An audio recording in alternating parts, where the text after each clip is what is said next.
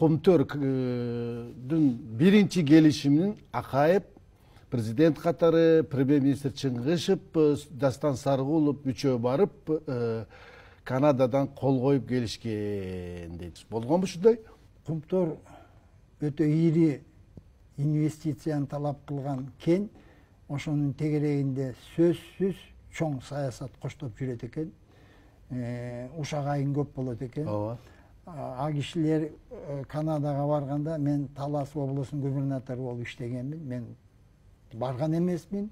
Сиз Кыргыз Алтынга келгенге чейин барышканбы? Менден мурда барышканда. Мен Кыргыз Алтынга 92-жылы октябрдын 15-inde дайындалдым. Булар ага чейин барган. Жана Швейцарияга мынча тонна алтын кетириптир дейт. Ага мен тиешим жок. Ал 92-жылы жайында болгон окуя. Мен Талас облусунун губернатору болуп иштегем. Аны дагы мага чиркештирип атат, баягы атайын жаманатты кылып, же болбосо каралоо максатында деп ойлойм. Мен андайларга тиешим жок. Бирок Кыргыз Алтында бир кагаз указ түзүлсүн дегенден башка жамаат жок, бир жардамчы жок, кеңсе жок. Мен ошо тетиги Юж Полиметалдын бир комнатасында отурум. Сессия болуп калды. Комторду депутаттар талкууга алып атты. Анан мен келишимди карасам, келишим кыска, 36 эле барак экен. Сиз жанагы башкы келишимди айтып атасызбы? Жок, башкы келишим кийин жаралды да. 2 жылдан кийин болду.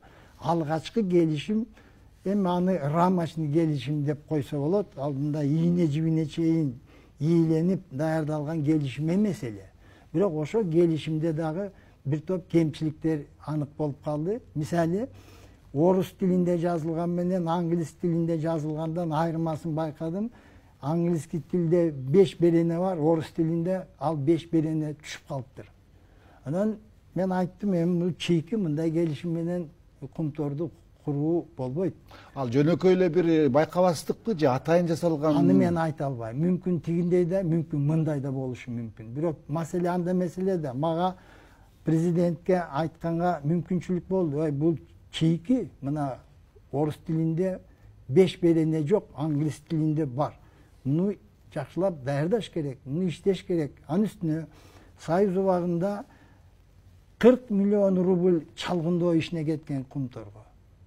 Мен айттым, эмне үчүн КМК аны кайрып бербейт? Бул Союз убагында кеткен акча да. Бизге Кыргызстанга кайрып бериш керек да.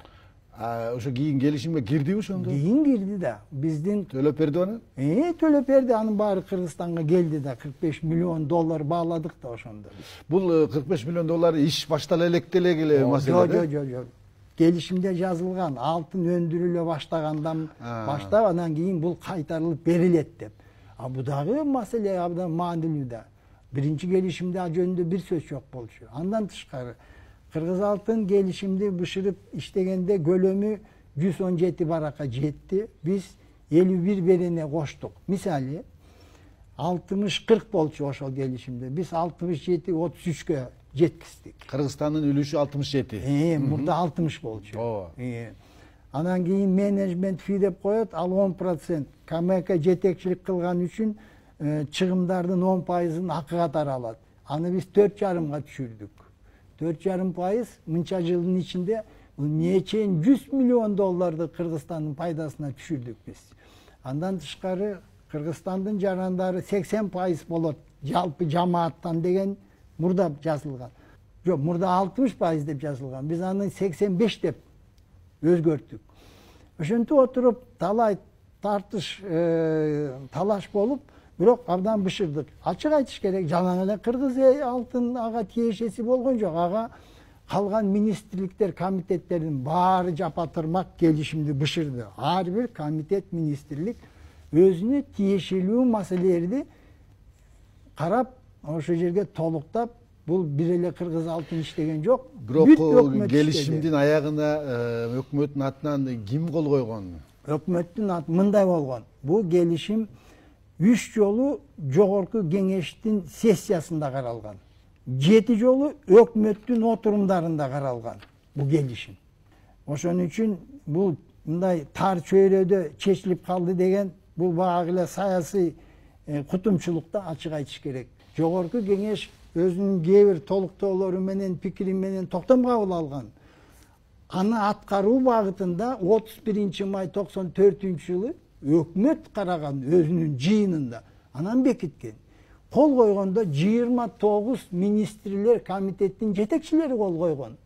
Премьер-министр кол койгон. Мен Кыргыз алтын өзүнүн өндүрүштүк маселелерге жооптуу катары мен да кол койгом, бирок 29 министр комитет жетекчилери кол койгон. Ошол учурда бул азыр да бир тактап коелу. Бул жанагы башкы келишим жөнүндө кеп болуп атабы азыр? Ошол 92-жылдагы келишим эч качан иштеген эмес. Иштеген эмес. 2 жыл ал толукталып, абдан терең иликтенип, изилденип, талаш тартыш менен улам жакшыртып отурганда. Ошол биринчи башкы келишим сиздин көз карашыңызда Кыргызстандын кызыкчылыгына жараша түзүлгөнбү? Азыр дагы мына сиздин атыңыз менен айтылып атпайбы? Ошондой түзүлүп калган кептин кесепети көйгөйү ошо биринчи башкы келишимде депчи.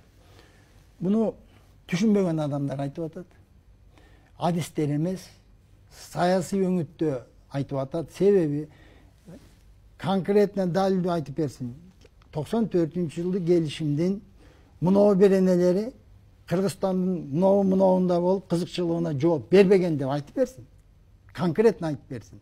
Антип эч ким айта албайт. Анан жогорку кеңеште канча депутат бар эле? Ал убакта коррупция дегенди биз анча билчү эмеспиз. Кийин билдик коррупция эмне экенин.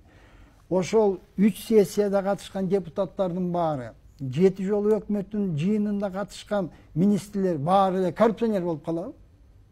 Баары эле келеси болуп калабы? Ушунча талкуу менен ийгиликтүү 94-жылкы келишим болгон үчүн Кумтор 2 жыл 6 айдан кийин келишим кол койгондон кийин алтын өндүрө баштады. Ошол Кумтор бүгүнкү күнгө чейин ийгиликтүү иштеп атат. Мисалы жер үйдү бир да жолу өкмөт караган жок. Бир да жолу жогорку кеңеш караган жок. Ийде жибине чейин иликтенбейт. Эмне үчүн ал жер үйдө Кыргызстандын үлүшү жок. Биз Кумтордо үлүш аз деп атабыз. Туура, аз деп атабыз. Бирок жер үйдө жок да. Эмне үчүн бул жөнүндө эч ким сөз кылбайт? Калыстык үчүн, туурабы? Өлкөнүн, элдин кызыкчылыгын эгерде ойлосок, анда Кумтордон сабак алыш керек дагы. Берде бөлөкчө мамиле кылыш керек да.